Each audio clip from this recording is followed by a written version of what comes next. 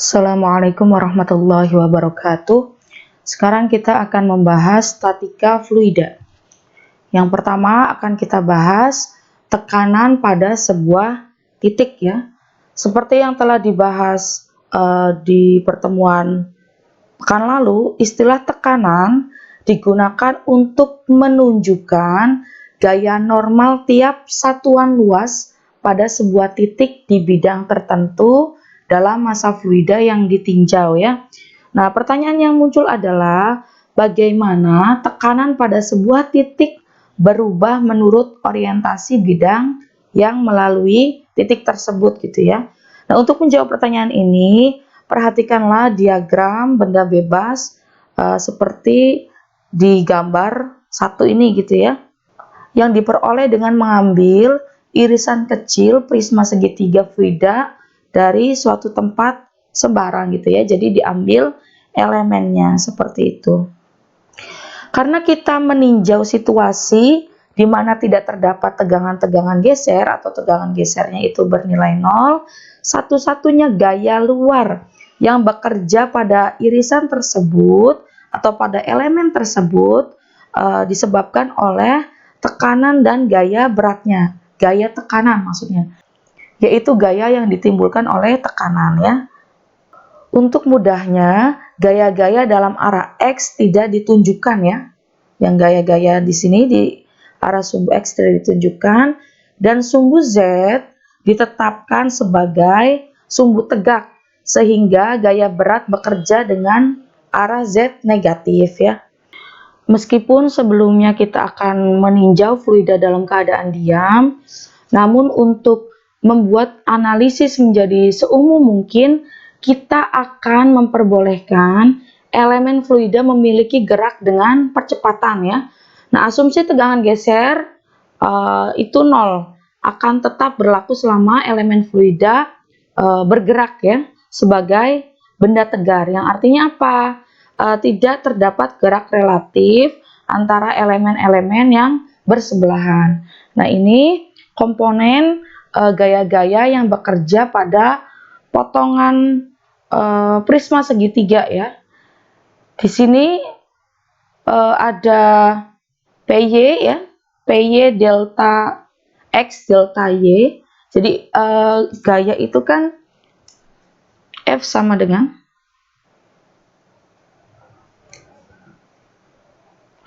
atau P sama dengan yang kita kenal ya, F per A. Ini tekanan yang disebabkan oleh sebuah gaya ya. Nah, gaya karena tekanan atau gaya tekan sama dengan P dikali A. Di sini ya, P, kenapa P ya? Karena terhadap sumbu Y. A-nya karena ini elemen, maka dia harus kecil gitu ya. Delta itu kan menunjukkan luasan yang sangat kecil. Maka A-nya diganti perkalian antara delta X dan delta Z gitu ya. Nah, kalau misalkan PY di sini FY sama dengan PY delta X delta Z. Kalau misalkan gaya tekan di sumbu Z, PZ delta X delta Y dan seterusnya, seperti itu ya. Oke, tadi di awal ya untuk yang sumbu X, untuk gaya-gaya yang bekerja di sumbu X sudah digambarkan supaya lebih simpel ya. Dari gambar satu ini kita bisa menuliskan persamaan gerak atau hukum kedua Newton ya, F vektor sama dengan ma, A-nya juga vektor percepatannya dalam arah Y dan Z masing-masing seperti persamaan 1 dan persamaan 2. Nah, sigma Fy yaitu jumlahan semua gaya yang bekerja di sumbu Y ya. Nah, kita lihat di sumbu Y apa? Di sumbu Y yang bekerja yaitu PY delta X dikurangi delta Y min, di sini PS itu kondisinya miring. Kalau di kasus mekanika yang pernah kita pelajari, kalau ada bidang miring, maka sumbunya ikut miring. Nah, kalau dalam kasus ini sumbunya dia tetap tegak ya. Oleh karena itu yang bagian Fs ya ini itu harus diproyeksi ya. Harus diproyeksi sesuai dengan sumbunya. Nah, ini kalau kita proyeksi ya, harus kita buat sumbu di dekat Fs ya. Ini misalkan lurus ya. Oke. Kemudian ini sumbu Y-nya. Ini sumbu Y, ini sumbu Z ya. Oke. Nah, ini kita proyeksi. Ini berarti ke sini ya.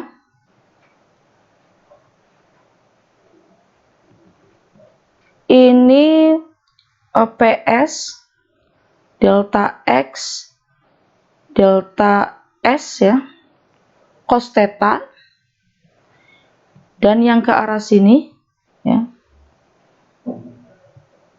yang ini PS delta X delta S sin theta, sehingga di sumbu Y ini negatif karena arahnya ke kiri ya, PS delta X delta S sin theta, sedangkan di sumbu Z karena arahnya ke bawah maka negatif juga ya, PS delta X delta S cos theta yang ini ya. Oke, sekarang kita lihat lagi di ruas kanannya dari hukum kedua Newton. M dikali A. M-nya itu kita ganti dengan seperti ini, rumusan ini ya. Kenapa bisa seperti itu? M, rho dulu ya. Rho sama dengan M per V. Maka M sama dengan rho dikali volume ya. Volumenya di sini adalah volume prisma segitiga ya. Rumusnya apa? Setengah dikali luas alas dikali tinggi dari prismanya. Atau kalau elemen jadinya delta ya. Sehingga massa di sini sama dengan rho dikali delta X, delta Y, delta Z per 2. Nah, ini dari volume elemen prisma segi 3 seperti itu. A-nya karena ini vektor sesuai dengan sumbu ya. Jadi di sini AY percepatan di sumbu Y ya. Sama untuk sigma Fz juga semua komponennya kita jumlah ya. Di sini yang naik ke atas adalah PZ delta X delta Y dikurangi tadi komponen yang sudah kita proyeksi ya, dikurangi dengan gaya beratnya yang ini. Ya, dari sini ke sini gaya beratnya yaitu gamma delta X delta Y delta Z per 2. Itu dari mana? W sama dengan M dikali G. M-nya yang ini tadi ya. Rho dikali delta X delta Y delta Z bagi 2 ya.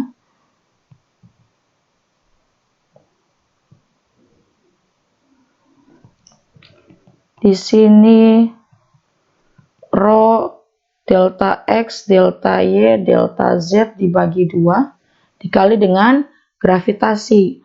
Rho dikali gravitasi delta X delta Y delta Z dibagi 2 ini adalah berat jenis. Jadi gamma delta X delta Y delta Z per 2. Nah, maka hasilnya sama dengan ini ya. Oke, itu asal mula kenapa ada gamma delta X delta Y delta Z dibagi 2. Sama dengan M-nya itu ini ya, delta rho dikali delta X delta Y delta Z bagi 2 dikali dengan percepatan di sumbu Z. Nah, ini keterangannya ya. PS, PY, dan PZ adalah tekanan rata-rata pada permukaan elemen yang kita ambil ya. Gamma adalah berat jenis fluidanya. Rho adalah kerapatan fluida. AY dan AZ adalah percepatan di sumbu Y dan Z berturut-turut. Oke, perlu diperhatikan ya, sebuah tekanan harus dikalikan dengan luas yang sesuai untuk memperoleh gaya yang ditimbulkan oleh tekanan tersebut. Nah, secara geometri dapat ditentukan bahwa delta Y sama dengan delta S cos theta ya. Nah, ini di sini. Jadi bisa kita proyeksi lagi. Delta Y sama dengan delta S cos theta, delta Z sama dengan delta S sin theta, seperti itu. Nah, oke, ini kita namai, ini persamaan 1, persamaan 2, ini persamaan 3, dan persamaan 4. Nah, jika persamaan 3 dan 4 disubstitusi ke persamaan 1 dan 2, maka persamaan 1 dan 2 itu dapat kita tulis menjadi seperti ini. Jadi begini, delta Y di sini ya, semua delta Y dan delta Z itu kita ganti. Oke, saya contohkan di sumbu Y saja ya. Di sini misalkan sigma FY sama dengan PY delta X delta Y min PS delta X delta S sin theta sama dengan rho delta X ya, delta Y delta Z dibagi 2 AY ya. Seperti itu. Nah, sekarang kita ganti, kita substitusi delta Y dan delta Y ini ya, dan delta Z menjadi ini yang ada di persamaan 3 dan 4. Oke, kita ganti PY, delta X tetap, delta Y-nya kita ganti dengan delta S cos theta min PS, delta X tetap, delta S tetap, sin theta sama dengan rho delta X tetap. Nah, di sini delta Y tetap saja ya, kita tidak ganti. Kenapa seperti itu? Nanti akan supaya bisa disederhanakan. Oke, ini delta Z-nya kita ganti delta S sin theta. Ya, dibagi 2, di sini AY. Oh, sebentar ya, ini ada kesalahan. Seharusnya di sini PY delta X delta Z, karena ini kan sumbu Y ya, berarti di sini tidak delta Y, tidak ada delta Y, tapi delta Z. Maka di sini juga sama, ini delta Z ya. Jadi di sini menjadi sin theta, sehingga kita bisa sederhanakan. Ini kita coret ya, delta X delta S sin theta, delta X delta S sin theta, di ruas kanan juga delta X delta S sin theta. Nah, sehingga diperoleh sigma FY sama dengan PY dikurangi PS sama dengan rho AY. Oh, ini ada delta Y per 2. Atau kita bisa tulis PY min PS sama dengan rho delta Y per 2 dikali AY ya. Nah, hasilnya seperti ini sama. Nah, untuk sumbu Z prosesnya sama dengan sumbu Y. Nanti tinggal diganti persamaan 2 ini dengan persamaan 3 berarti ya. Nah, di sini sudah betul ya. Untuk sumbu Z itu di sini tidak ada delta Z-nya di sini. Maksudnya untuk yang ada tekanannya. Nah, ini sudah betul. Oke.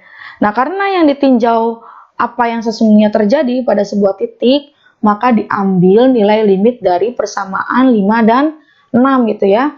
Nilai limitnya itu delta X, delta Y, dan delta Z-nya mendekati nilai 0 dengan syarat sudut θ-nya tetap dijaga. Nah, kalau misalkan diambil nilai limitnya, maka persamaan 5 dan 6 menjadi persamaan 7 dan 8. Di sini kan 0 ya. Nah, di sini juga 0, berarti sama dengan 0. Kalau misalnya diambil nilai limit, maka PY min PS sama dengan 0, karena dikali dengan 0 gitu ya, dilimitkan. Dan PZ dikurangi PS sama dengan 0 juga. Nanti pindah ruas hasilnya seperti persamaan 7 dan 8. Baik, sudut θ dipilih secara sebarang ya, sehingga dapat disimpulkan bahwa tekanan di sebuah titik pada fluida yang diam atau bergerak tidak bergantung pada arahnya sepanjang tidak terdapat tegangan-tegangan geser. Nah, ini dikenal dengan hukum Pascal ya, seperti itu. Baik, selanjutnya kita bahas persamaan dasar medan tekanan. Nah, ini sebenarnya sama ya konsepnya dengan yang tadi kita bahas. Sekarang muncul pertanyaan, bagaimana tekanan dalam fluida yang di dalamnya tidak terdapat tegangan geser berubah dari titik ke titik gitu ya. Nah, untuk menjawab pertanyaan ini, pertimbangkan suatu elemen fluida berbentuk kubus kecil seperti ini ya, yang diambil dari sembarang tempat dalam massa fluida yang ditinjau. Terdapat dua jenis gaya yang bekerja pada elemen ini, yaitu gaya-gaya permukaan karena tekanan dan gaya badan yang sama dengan berat elemen tersebut. Nah, jenis lain yang mungkin dari gaya badan seperti yang disebabkan oleh medan magnetik ya, tidak akan kita bahas dalam kesempatan kali ini. Nah, jika tekanan pusat di elemen tersebut kita nyatakan dengan P, maka tekanan rata-rata di berbagai permukaan dapat dinyatakan dalam P dan turunannya, seperti ditunjukkan dalam gambar 2 ini ya. Nah, untuk penyederhanaan seperti yang dibahas di gambar yang nomor 1 ya, gaya-gaya permukaan dalam arah sumbu X itu tidak kita tunjukkan seperti itu. Nah, sekarang kita tuliskan resultan gaya permukaan pada arah sumbu Y. Sama prosesnya dengan di gambar 1 ya, yang di arah sumbu Y kita tuliskan ke arah sumbu positif, ke arah kanan positif, ke arah kiri negatif ya. Akhirnya seperti ini. Kemudian kita bisa sederhanakan ya. Ini kalau kita buka kurungnya, maka P min parsial P per parsial Y, delta Y per 2, delta X, delta Z ya. Kemudian dikurangi P, min dikali plus min parsial P per parsial Y, delta Y per 2, delta Z, delta X, delta Z ya. Oke. Maka di sini P-nya kita coret habis ya. Min dikurangi min 2 ya. Ini kan sama ini semuanya, maka kita tulis delta P per delta Y parsial X, kita urutkan saja begini ya, dibagi 2. Nah, ini hilang, maka sisa min delta P per delta Y, min parsial P per parsial Y, delta X, delta Y, delta Z. Nah, sama seperti yang ditunjukkan persamaan 9. Untuk sumbu X dan sumbu Y itu akan mengikuti ini ya, seperti itu. Nah, resultan gaya permukaan yang bekerja pada elemen tersebut ya, dapat dinyatakan dalam bentuk vektor. Jadi, delta Fs sama dengan delta Fx I tudung itu yang di sumbu vektor satuan di sumbu X ya. Di sini ini I tudung, kemudian ini J tudung, ini K tudung. Kadang di referensi lain I tudung ditulisnya X tudung ya, menunjukkan vektor satuan dari sumbu X. J tudung itu Y tudung. Kemudian K tudung itu Z tudung, sama saja ya. Oke. Ini ditulis seperti ini karena gaya itu kan vektor ya, maka ada komponen terhadap sumbu X, sumbu Y, dan sumbu Z seperti itu. Delta Fx kita masukkan nilainya dari persamaan 10, Y dari persamaan 9, Z dari persamaan 11. Nah ini yang sama kita keluarkan. Ini kan ada yang sama ya, delta X, delta Y, delta Z kita keluarkan di sini.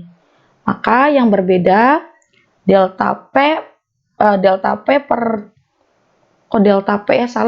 parsial P per parsial X dikali dengan I tudung ya, plus parsial P per parsial Y J tudung, plus parsial P per parsial Z K tudung. Jadi ini dari persamaan 10, yang ini dari persamaan 9, yang ini dari persamaan 11. Nanti hasilnya seperti ini. Nah, ada istilahnya itu operator vektor gradien atau del ya. Jadi ini nabla ya.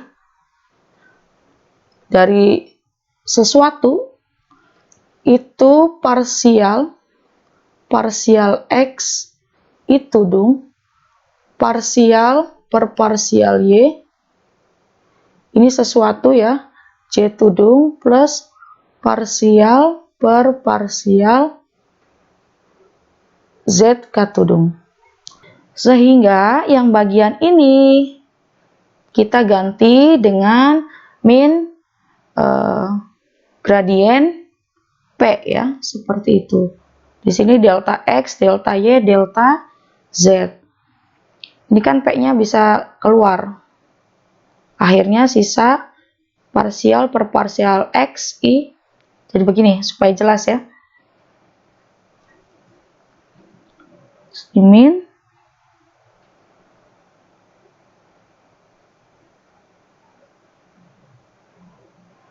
parsial per parsial X, I plus parsial Y, J plus parsial Z K dari P ya.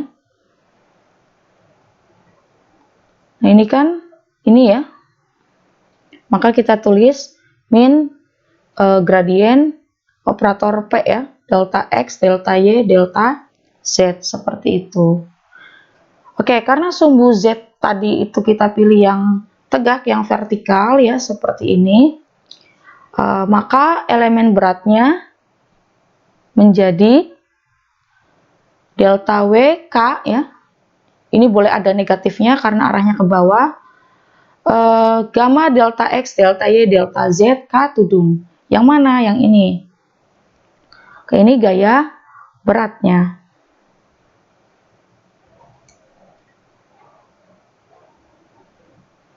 Yang ini ya. Oke.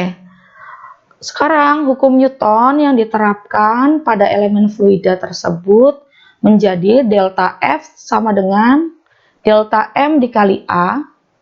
Delta F-nya itu delta Fs dikurangi gaya beratnya sama dengan delta MA. Di sini ya. Delta Fs itu kan total resultan di permukaan, gaya permukaan ya. Nah ini, delta Fs itu resultan gaya permukaannya, baik dari sumbu Y, sumbu Z, sumbu X gitu ya, dikurangi dengan gaya beratnya. Maka kita tulis begini, delta Fs, gaya di seluruh permukaan ya, dikurangi delta W K tudung sama dengan delta M A. Oke, sekarang delta Fs tadi sudah ketemu, yang ini di persamaan 12. Kemudian delta W yang ini ya, gamma delta X, delta Y, delta Z, K tudung sama dengan delta M-nya seperti biasa, kita ganti dengan rho dikali V. Karena tadi bentuknya kubus, elemennya, maka volumenya itu delta X dikali delta Y dikali delta Z. Volume kubus itu kan sisi pangkat 3 ya, S pangkat 3. Nah, karena elemen kita beri delta dikali dengan percepatan. Sehingga hasil akhirnya min gradien P dikurangi gamma K tudung sama dengan rho A ya, seperti itu. Nah, ini nanti rumus yang akan kita gunakan. Yang ini ya.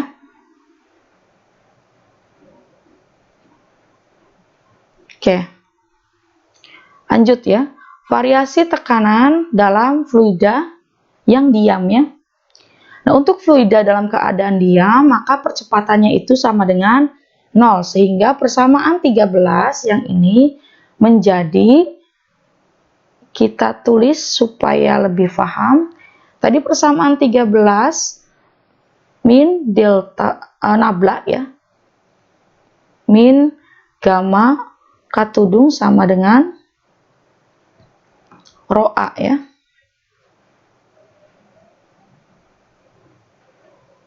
Oke, maka kalau misalkan A-nya 0, rho dikali 0, ini 0 ya. Gamma K, sehingga yang ini semuanya pindah ruas ke sini. Di ruas kiri jadi 0. Ya, sehingga hasilnya ini sama saja. Oh, ini plus. Atau dalam bentuk komponen bisa ditulis parsial P per parsial X itu 0, parsial P per parsial Y juga 0, sedangkan untuk parsial P per parsial Z itu min gamma ya. Jadi kalau ini dipindah ruaskan, persamaan 14 sama dengan ya min gamma X tudung.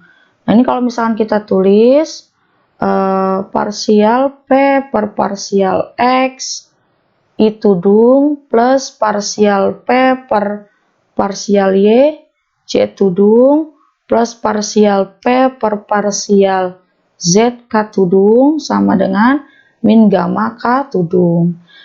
Dari persamaan ini kita bisa simpulkan di ruas kiri, di ruas kanan maaf, tidak ada I tudung dan J tudung, maka parsial P per parsial X sama dengan 0 dan parsial P per parsial Y juga sama dengan 0.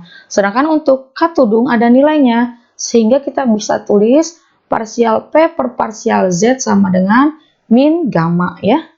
Nah, karena ini hanya tergantung pada satu komponen ya, maka kita bisa ganti parsialnya dengan turunan biasa. dP per dz sama dengan min gamma.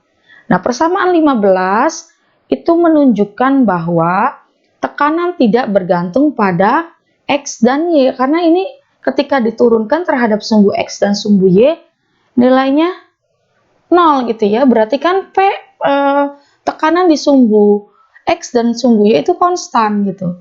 Nah, persamaan 16 menunjukkan bahwa tekanan berubah menurut ketinggian dan merupakan persamaan dasar untuk fluida yang diam atau statis seperti itu.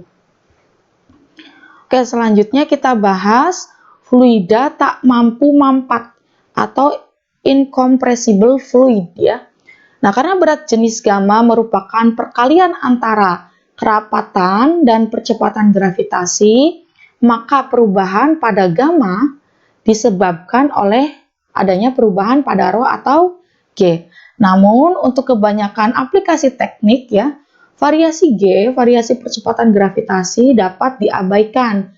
Jadi, pertimbangan utamanya adalah terhadap variasi kerapatan fluida yang mungkin bisa saja terjadi seperti itu. Untuk zat cair sendiri, variasi kerapatan fluida biasanya diabaikan, bahkan untuk perbedaan jarak vertikal yang besar gitu ya, sehingga diasumsikan berat jenisnya konstan. Nah, sehingga persamaan 16 ya, itu menjadi ini. Persamaan 16 itu dP per dz ya terhadap ketinggian itu min gamma. Ini persamaan 16. Nah, ini kita dz pindah ruaskan ya.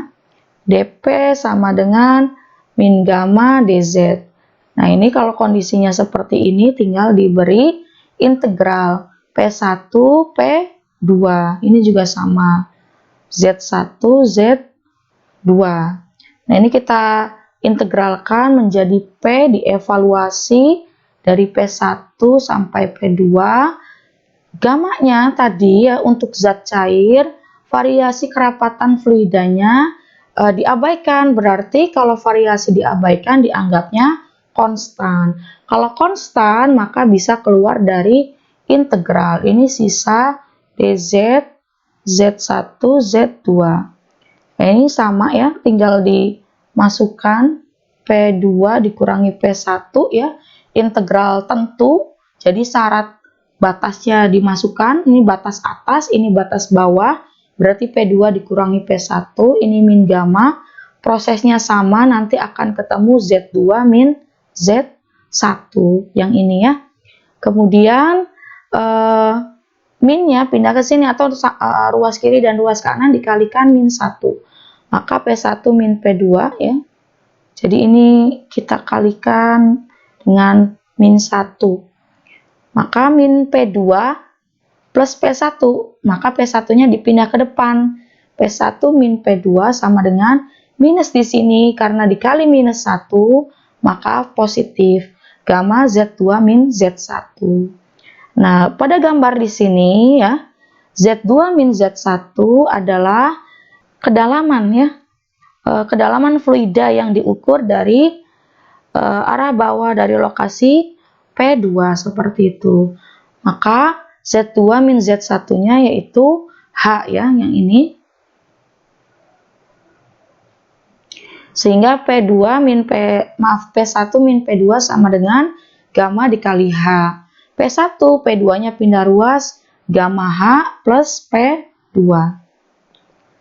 Selanjutnya, kalau ada istilah fluida tak mampu mampat, sekarang kita bahas fluida yang mampu mampat atau compressible fluid ya. Nah, ini gas-gas seperti udara, oksigen, dan nitrogen biasanya dianggap sebagai fluida mampu mampat. Karena apa? Karena kerapatan fluida dapat berubah secara berarti dengan perubahan tekanan dan temperatur. Namun, berat jenis untuk gas-gas biasa umumnya sangat kecil jika dibandingkan kalau kita menghitung berat jenis dari zat cair.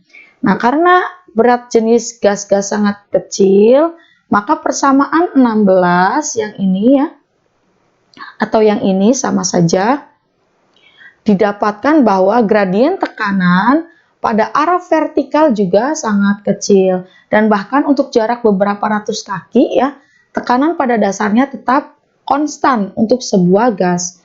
Nah, hal ini berarti pengaruh perubahan ketinggian dari tekanan pada gas-gas di dalam tangki. Tangki ya, ini typo ya, salah tulis. Tangki seharusnya. Pipa-pipa dan lain-lain dapat diabaikan. Nah, untuk variasi ketinggian cukup besar dalam order ribuan kaki ya. Kaki ini satuan panjang ya, yang sudah kita bahas di pertemuan pekan lalu. Sama dengan meter gitu ya, nanti ada konversinya, 1 feet berapa meter seperti itu. Maka variasi berat jenis harus dipertimbangkan. Oke, untuk persamaan keadaan dari suatu gas ideal yaitu P sama dengan rho R T ya, dengan rho ini P ini tekanan mutlak, rho itu kerapatan, R konstanta gas, dan T temperatur mutlak. Nah, jika disubstitusikan tekanan mutlak tersebut ke dalam persamaan 16, maka akan diperoleh ini ya. Kita turunkan dP per dz sama dengan min gamma. Ini persamaan 16. Kita substitusi, kita ganti ya dP per dz gammanya dengan min rho G. Nah, rho-nya kita ganti dengan ini. Rho sama dengan P per RT ya.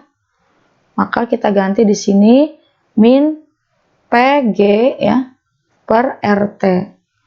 Ini dP per dz. Yang sama kita kumpulkan. Ini kan dP, ini min P ya.